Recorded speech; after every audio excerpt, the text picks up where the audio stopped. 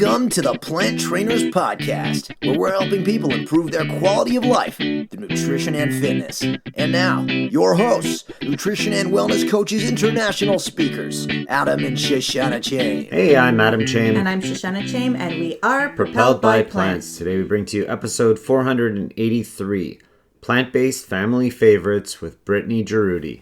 In this episode of the Plant Trainers Podcast, Brittany Jaroudi shares her transformative journey to a plant-based lifestyle, and she really does not sacrifice her family favorites. She was facing a lot of health challenges at a young age, and she was really scared about her future. But she didn't just overcome her health issues. She also turned her passion for cooking into a global initiative. She discusses the positive strides in her health and how she integrates her love for cooking to inspire others worldwide. Her YouTube channel features restaurant favorites and family favorites that she was not willing to give up, and she had made really healthy. Stay tuned for value tips on replacing salt and sweeteners and overall how to contribute to your healthy lifestyle. Brittany runs a plant-based cooking YouTube channel named the Jaroudi Family. She's developed hundreds of delicious, easy, and family-friendly recipes focused on a whole food plant-based lifestyle. She has a Master of Education and a certificate in plant-based nutrition from Colin Campbell Center for Nutrition Studies. She is the Pittsburgh Plant-Based Support Group co-leader and on the National Health Association Board of Directors. You'll love the recipes in this one, so stay tuned and enjoy the show. Hey everyone, now it's more important than ever to stay close and connected to us as we're going to be making some changes here at Plant Trainers. So please head over to planttrainers.com and get our plant-based comfort foods recipe book for free. That's a $14.99 value just by signing up for our newsletter so that you can know what changes are, because we want to make sure that we stay in touch. And now for a moment of gratitude. Since the last episode, I turned 45. I'm grateful for an amazing 45 years and how I celebrated my birthday with my family. Happy birthday to you. I am grateful for watching people put in the effort they put into to help them achieve their goals and helping them out along the way. Brittany Jaroudi, thank you so much for joining us on the Plant Trainers Podcast today. Thank you so much for having me. We're excited to be completely hungry by the end of this one. But before we get into food and all of that, we'd love to know if you have a moment of gratitude to share with us and the listeners. So my moment of gratitude comes from recently being pregnant and really reflecting on how much healthier and, this whole journey has been. Getting pregnant has been, and I attest it to my lifestyle. Thinking about, in my 20s, doing this, I don't think I would have had the same ease and outcomes and potentially for the baby to be as healthy as it is right now. So really a lot of gratitude for finding this before starting to plan to have children is my big gratitude I've been really reflecting on for a while now. I think that's great. And I always love when people say that they're doing things better in one decade than they would have done a decade before, or even decades before. We saw that with Adam's athletics and all of that. So it's a gift that you found it. Yes, and it's a gift that I'm excited to raise our child this way and to introduce them even earlier than I found it. So I'm really excited to just keep on giving this lifestyle the gift of it. How long have you been on this plant-based journey? About 7, almost 8 years now. And how did you get into it? So it started when I just got married. I was only around 23 and I was already having a lot of health issues at 23. I was considered morbidly obese on the BMI scale. I'm very short. I'm only 4'11" in height. And so it was really obvious that I, had a lot of extra weight. But besides the weight, I just started having issues with my blood pressure. When I would go to the doctors, it was insanely high. And to the point where they put me on 2 different blood pressure medicines. And also my cholesterol came back very high. And so they were starting to talk about statins. And I also had this other test taken through my husband's work insurance. They were going to give us a discount if we had a blood panel taken. And, being newlyweds with no money, you definitely do that. And it came back with my C-reactive protein, came back at a 16. and it was underlined, and I never had heard of that test before. It was an HS C-reactive protein. And so I went to Google and started down the rabbit hole of that. But it very much got my attention with all the other things, and also having such a bad family history of both cancer and heart disease. So really, being a newlywed, I was not doing too hot. And, I say that it was the biggest blessing that I just kind of stumbled upon Forks Over Knives. It was on Netflix. At the time, I was off from work for Easter break. And so it was the night before Easter, and my husband and I watched it. And it was like they were speaking to me through that documentary, because you have Dr. Elston talk about heart disease and Dr. Campbell talk about cancer. And they also had the producer go through and get the same test I was getting done. And all of his bad numbers were significantly better than mine. And I was much younger.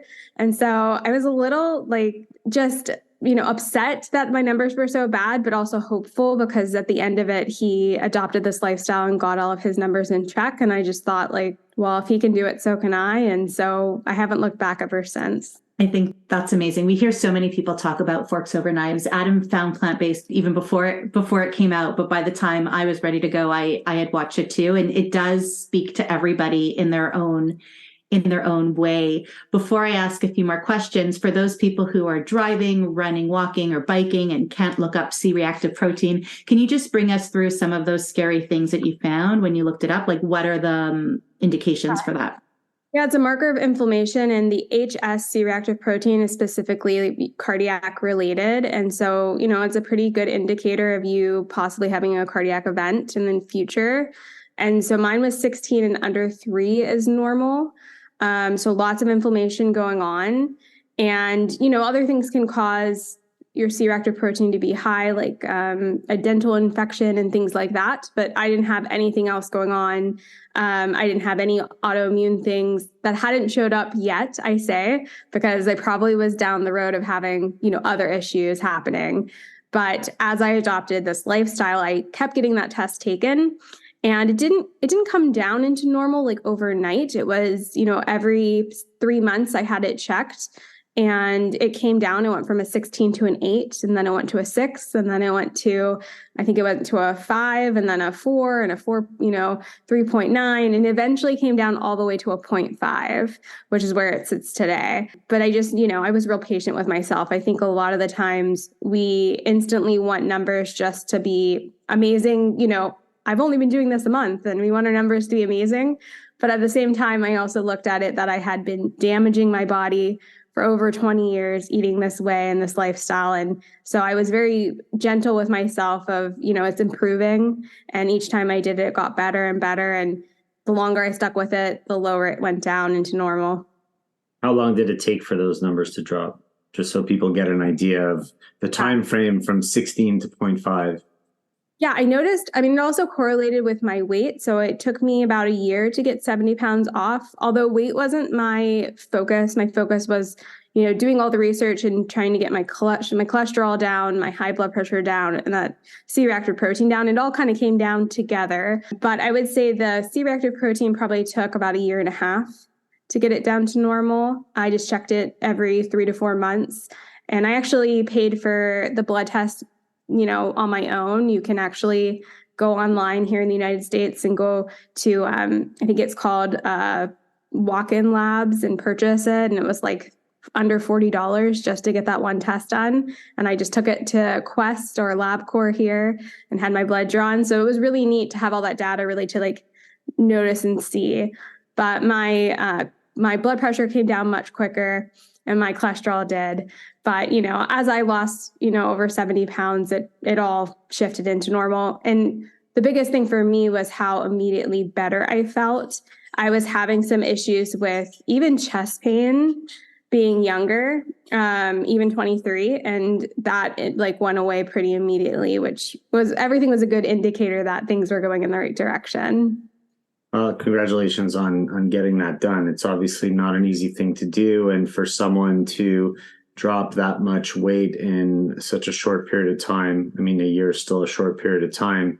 It means you're working hard at it, and it takes a lot. And it also takes a lot of support around you to be able to do that. So Is the husband on board with your lifestyle, or is that, you each do your own thing, but he was still supportive? Yeah, after about, I would say like 6 months, he jumped on board because he was seeing, the amazing transformation in front of his eyes. We had been together since I would have been 16, 15 years old. So he's seen kind of all the stages, which is really lovely to have. But also I did all of the cooking. So I just kind of obviously made whole food plant-based recipes for us. And then, he would occasionally have like a cheese pizza when he was out. And that was kind of his last, thing to let go of in about 6 months. But it was really easy for him because he grew up from a Middle Eastern background. So, meat wasn't his focus. He was used to lentils and things I was not used to, and used to dates and things like that we have in this lifestyle. But yeah, I'm very lucky that he has been on board and has been doing it with me ever since. It makes a huge difference when you have that support. It does. Sure. So you were doing the cooking. Did you do no salt, no sugar, no oil right out of the gate, or was that a progression? Yeah, the no oil, I feel like a lot of people in the plant-based movement agree on the no oil. So that was pretty immediate just because I was, kind of following what Dr. Esselstyn. I was really worried about that C-reactive protein and all the heart disease things. So the no oil was right at the get-go. The salt also was the salt and sugar also went pretty quickly too, because I was worried about blood pressure. So I was, tampering down on my salt usage, and obviously not eating processed foods. You cut down on that pretty easily, but, went from having a salt shaker to not having it anymore. And same with the sugar. I mean, it was really easy for me to look at trying to get as whole as possible. So I just made the switch to have, like applesauce as a sweetener, or dates as a sweetener, or dried fruit. So I would say probably quicker than most, I went SOS free, but yeah, I wanted to have the maximum results possible. And I was very motivated to get all of my health in check. So, I always say that, sometimes I'm kind of a unicorn situation where I just overnight changed 100%, but I was really at a desperate time. I was witnessing my parents go through a lot of health struggles, and really aunts and uncles very young, similar, that it was a very motivation of, I don't want to do that. So yeah, you were motivated. You had a lot on the table. You had a lot riding on it. Yeah. And so that's amazing. And part of it was that you were able to recreate some of your family favorites or some of your own favorites to be no sugar, no oil, no salts, and still enjoy them. So talk to us a little bit about how the whole cooking process came up for you, and making the videos and all of that. Yeah. So after I had been doing this for a little bit, I wanted to make foods that my husband was going to enjoy. So I just picked things that we always had, like lasagna and meatloaf and things that were very familiar. And we just swapped them for whole food plant-based ingredients. And I just wanted to share. I kind of made a pact with the big guy upstairs that if he helped me get my health back, I would do anything to help someone else get that gift back. And so really that was the inspiration for starting making recipes in YouTube. I actually had the camera for about a whole year and then didn't do anything.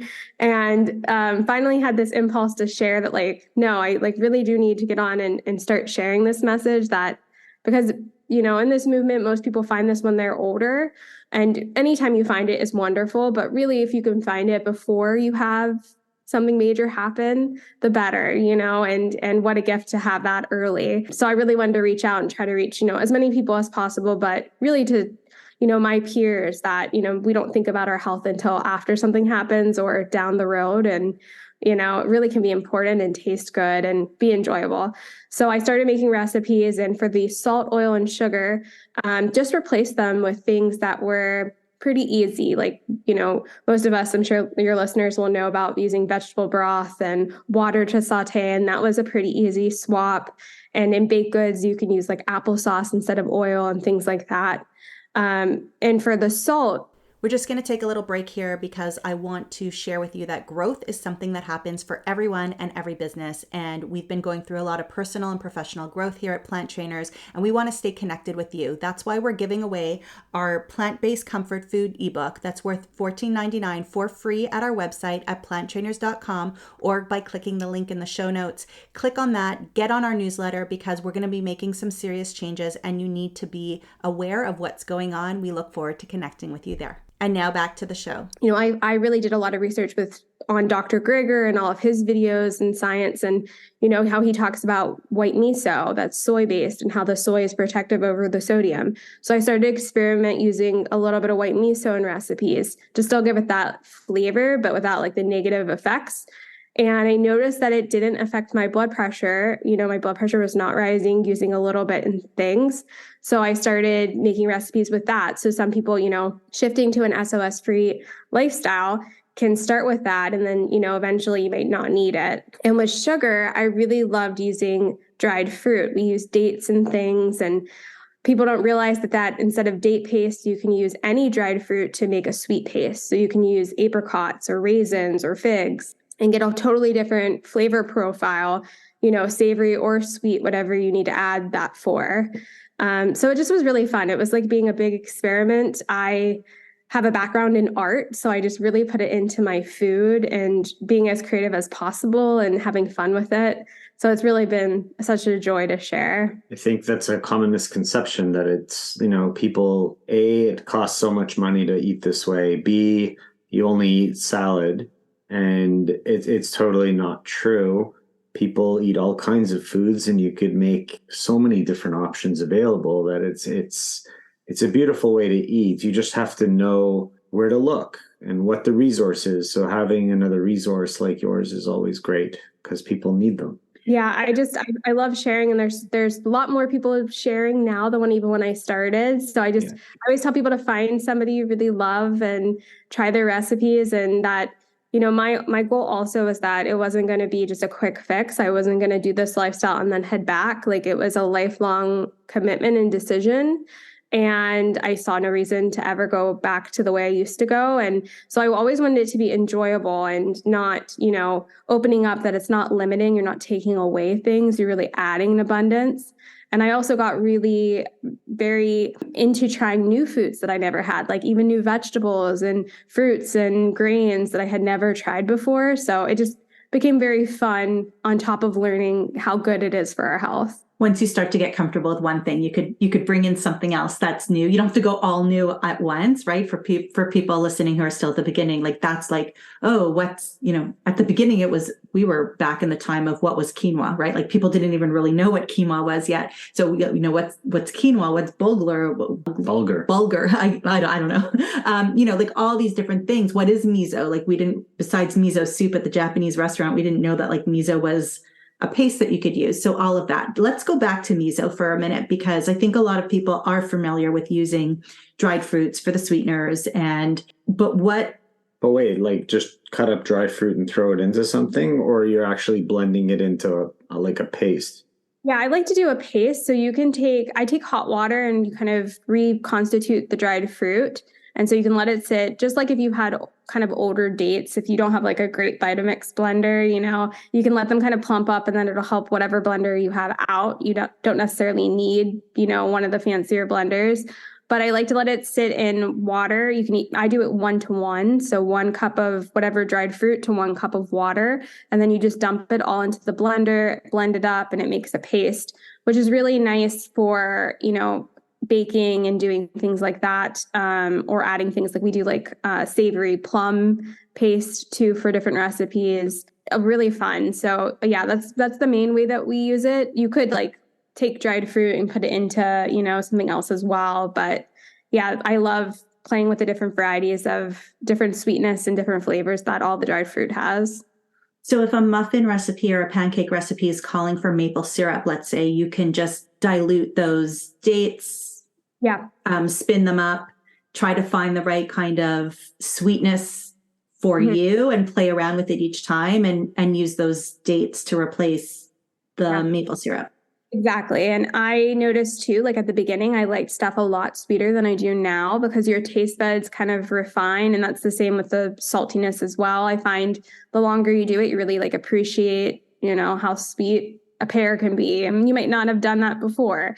And so, as I've learned to do this lifestyle, it's like, oh, I notice I can kind of cut back on how much, or, when you share with friends, maybe you bump it up a little bit more, people that don't eat this way. So yeah, it's totally customizable for, where you're at in your journey. So let's go back to the miso, because miso is not something that I'm personally used to cooking with outside of specific recipes or more Asian type recipes. So how would you use miso in a soup or a stew or a chili where it's not those Japanese type flavors to begin with? I actually love it in pretty much anything that recipe would call for salt. It's actually pretty mild, especially if you get white. It's the mildest of all of them. And I love, what I like to do is kind of take it in just a little bit of water and kind of break it up. And then it helps it not clump up. It helps it distribute evenly. But we're not really looking for it to have a super strong flavor as it would in a soup. It's really mild, and it just adds kind of that more umami-ness that maybe you would be having if you had salt, or those things that it doesn't taste bland when you go to try it. Like, it doesn't look like it's needing anything. So we put it in all sorts of things, from like meatloaf, lasagna, cheese sauces, different things like that you typically would have salt in a regular recipe. Sorry if you see us smiling, it's because the dog was being a bum earlier. So I brought her upstairs, and now she's taking her biggest, heaviest bone and throwing it all over above us. So if everybody can hear that, that's what that is. And that's why we're smiling over here on YouTube. Yeah. So it doesn't have to necessarily be as much so that you taste the flavor of the miso, but it just adds to it. So something like lasagna would benefit. So what part of the lasagna do you put it into? Yeah, the cheese sauce generally, or even you could put a little bit in the marinara that kind of balance that acidity. Now, I will say with that, I like to kind of go slower, with the date stuff, you can kind of go a little bit heavier if you like sweetness, but you don't want it to be too salty. So I always suggest, starting slow, like, we're only putting in maybe a tablespoon for the entire meatloaf or something like that. So, you can play around with the amount. It's not going to make or break, the recipe bumping it up or taking it away. But I definitely recommend a soy-based one because all of the research has been done on soy. People ask me a lot of times that have soy allergies, can I use chickpea? Can I use whatnot? And the science isn't out yet. It probably is fine for, protection, but we can't really say until it's tested. So I always tell people, if you can't have soy, definitely get the white soy miso. And then, if not, I would leave it out and bump up all the other, spices and flavors, because I'm very cognizant of my heart health and, blood pressure. And so it's something I still monitor, take my blood pressure, every once in a while now, because you want to know that you're doing the right things and everything's in check. Definitely. Dulse is something that is salty by nature as well, and can work in different sauces and dressings and things like that too. Yeah, that definitely has a little bit of a stronger flavor, I find. Yeah. So that's great. Like when we do like crab cakes and things like that, we definitely love that flavor because it brings it out, a little bit more. I've got really into just eating a little bit out of the bag each day for my iodine. And we get like a dried smoked applewood flavored, which I'm not a huge like seaweed fan. I would not like be eating nori sheets out of the package, but that's like a little piece of it every day. Like, it's not bad. It's enjoyable. And I can get my iodine in that way. I could eat nori all day, every day. Before you ask your question, I want to go back to miso for a second. Again. Because miso is fermented, right? So miso is fermented, which means that it should have a long shelf life on your refrigerator shelf. Do you ever find that your miso, if it lasts long enough, do you ever find that your miso goes bad? Or how do you know if the miso's off and you've had it too long? Yeah, it lasts pretty much forever. I buy a container and I stick it where the butter is in the butter area in our refrigerator is where it lives. And it lasts, it takes me about 6, maybe 8 months to go through a tub that they sell at our store. And And that's even with making recipes and testing things and cooking all the time. I haven't run into an issue that it's been bad. Sometimes if you buy it like on Amazon or some things that don't send it refrigerated, I've had problems with it coming like cracked, the packaging. So I've now switched to just going into our grocery store, and a lot of Asian supermarkets have it. Usually it's in the refrigerated section. And I find that that's kind of the best way. Sometimes if it goes bad, you can notice the color kind of getting like deeper than when you started. So that's usually the kind of the test, and the smell test is, Yeah, sometimes it smells a little tangy, and I've only had it for 2 months, and I'm like, well, it's not worth it. So I take this like $9 thing of miso and throw it in the garbage because I don't want to take the chance. But I never know if I should trust it or if it's my brain not trusting it, or is actually my nose smelling something.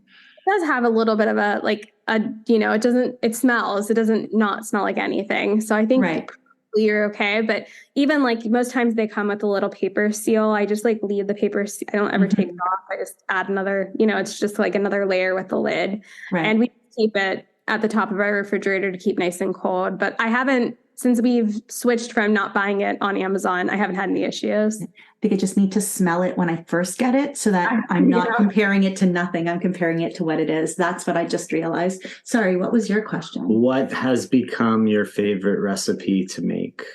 That's hard. It's like picking your favorite child. There are recipes that I've recreated from like my childhood, and special recipes that we've made whole food plant-based. So we have like a chocolate cream cheese cake that we make mainly on my husband's birthday and maybe Christmas. We make it like a couple of times a year, but not very often. And it's a recipe that I've taken. That was my great aunt's recipe that they made all the time growing up. They made it for every holiday, every birthday.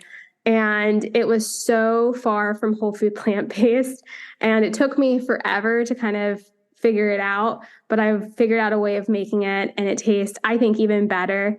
Like there's the cake part and the cheesecake part. And back before this, the cake part would get really dried out. The cake would only be really good for like a day. The way we make it, everything is nice and moist and like goes well together, and it can last, if it lasts a week, it can last a really long time and still be good as the first day. And so that was pretty much my Mount Everest of recipes I've done. So I'm very proud of that. My husband asks for it every year for his birthday. And just other things that are special, like there's a Christmas soup that I had growing up on Christmas Eve every year. And we made a whole food plant-based version that's a mushroom soup, and we put sauerkraut in it. And it just brings back those like memories that we had growing up. So, things that are important, I always try to tell people you don't have to give up family tradition or memories. You just can adapt it to fit your lifestyle. And, I love it. It's very fun. We can take it to families, get-togethers, and still have like our version of it. And so you don't feel left out or anything as well. Yeah, I think that's huge because so many people are afraid that, they're not going to be able to eat the foods that they used to like. And you're right, you could adapt so many things in different ways to kind of fill in those traditions that families have. So that's pretty great. And what about restaurant favorites, like maybe a blooming onion? What do you have for that? Yeah, we actually have a blooming onion on our channel. So we just, instead of deep frying it, we bake it, and we, cutting the onion for a blooming onion is like the hardest part. But once you get the hang of it, it's just an onion with like breading, and, you take plant milk instead of cow's milk, and you do your seasoning blend with your, whole wheat breadcrumbs, or even now they sell these breadcrumbs that are called Vegified, which are made out of like carrots and potatoes. And they're like breadcrumbs, which are great. And, you bake that or air fry it and make a dipping sauce for it. That's, out of white beans or silken tofu or something like that. And it's just as good. So like we've done all of that, where it's very much like, Outback Steakhouse, I think, is the place here in the United States that sells them, but very much, comforting and things that are fun. So yeah, definitely even have a blooming onion recipe on our channel. Amazing. I mean, you're talking about the channel, the food sounds great. I'd love to check it out. Maybe our listeners would like to check it out. So where can they go? Tell us where they could find more information about you and what you're doing. So everything is at the Jaroudi Family. I picked that name because I wanted to help my family help your family get healthy. So you can go to YouTube, Facebook, Instagram, our website. And if you go to Google and just type in the Jaroudi Family, I'll pop up, and I'm happy to connect. I want to help as many people as possible. I even give my cell phone number publicly. So people text, I know. It hasn't backfired in the last couple of years, but people do call and text and ask questions, and I'm able to answer them and help them. And I really, again, it's just the biggest blessing to be able to get my health back, figure it out around the age of like 25, 26, and then be able to live this lifestyle and, raise a family this way. So I just want to help as many people feel as good as I do and really know that they can go, up 180 from where they're at, if they're not in the place they want to be by doing this. Amazing. Brittany, thank you so much for joining us on the Plant Trainers podcast. Everything you mentioned, we will link to in our show notes at planttrainers.com. And it's an inspiring story that you're helping lots of people, I'm sure, just like we're all trying to do. So keep it up, and thanks for hanging out with us. Thank you, guys. Thank you all so much for listening to this edition of the Plant Trainers podcast. We want to make sure that you subscribe on iTunes, Google Play, iHeartRadio, Stitcher, or any other podcasting platform. We really appreciate the feedback we receive from you. Every time we get a 5-star rating or review on iTunes from one of our fans, it really helps other people find us just like you did. Thanks so much to our patrons. To become a patron, visit us at patreon.com/planttrainers. Even supporting us with $1 really makes a difference in the quality of the show. And don't forget to connect with us on Instagram and Twitter. Our handle is @PlantTrainers. Like Plant Trainers on Facebook, join our newsletter, and check out our website at planttrainers.com for awesome recipes, a list of our services, and of course, our latest podcast. We encourage you to email your questions to info@planttrainers.com so that we can help you improve your quality of life through nutrition and fitness. So we hope we've inspired you today. Join us again next time and have a healthy day. Or is that too corny? It's a little cheesy.